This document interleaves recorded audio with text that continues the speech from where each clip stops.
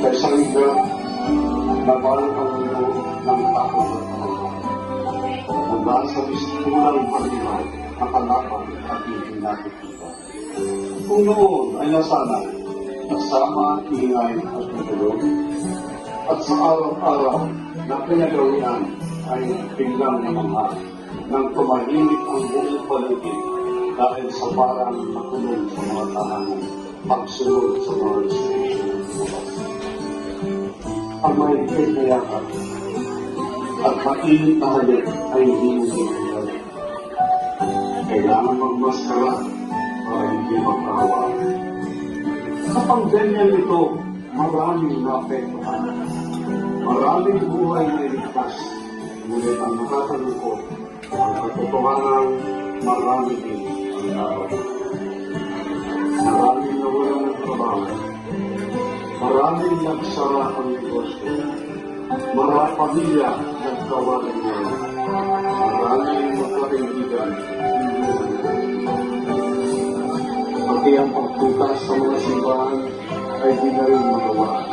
Online mas na lang, pero kulang dahil hindi makatanggap ng device. Paano natin kaya idaraos ang Pasko? Oo, maaaring ang pandemya ay nagtuloy ng takot. Oo, maaaring nagkaniwalay-walay, ngunit hindi dapat tayo magpapay. Oo, maaaring dinapuan ang karamdaman ng katawan, ngunit ang puso natin ay kailanman lumawala ng bakas. At marami na ang kumawian ng buhay, ngunit hindi ito ang dahilan para nagsulat sila. Kung babalikan mo ang tunay na kahulugan ng Pasko, tiyak mapapawi ang pangalaman. Ang Pasko ay hindi lang ang bumubutikap na ilaw.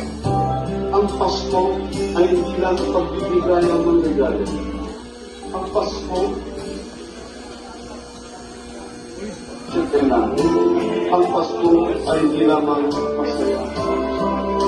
Dahil ang Pasko ay ang araw ng pagsilang ng tagapagligtas. Ang Pasko ay simbolo ng pag-asa at kapayapaan. Mag-isip at mamangin tayo mula sa masalubuot sa panahon ito. Ikit natin ang mga araw na dala ng pandemya. Isipin natin na hindi ito isang bago, ngunit isang pakitlang para tayo ay paalalahanan. Ngunit kasama sa Jesus Cristo ay ang lahat ng pagkatagumpayan. Ang may pag-asa, tapang sa ating mga puso. Ang presentasyon ito ay alay namin sa inyo lahat para ipakita na kahit mayroong pandemya, ang buhay natin ay magpapatuloy kasama-sama ang pamilya. Lalaban tayong lahat.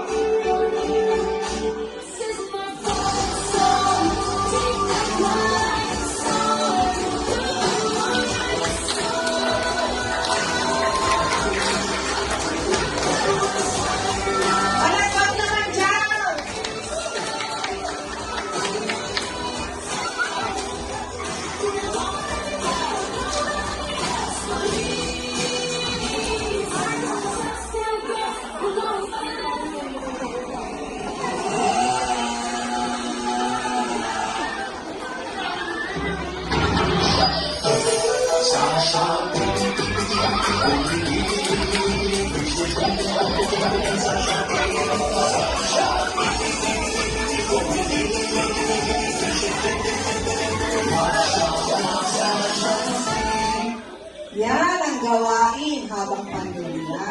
Nagsashopping.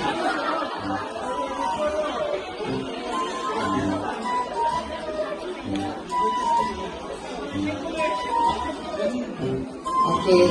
Ano pa ang ginagawa ng pamilya? Nagme-Netflix!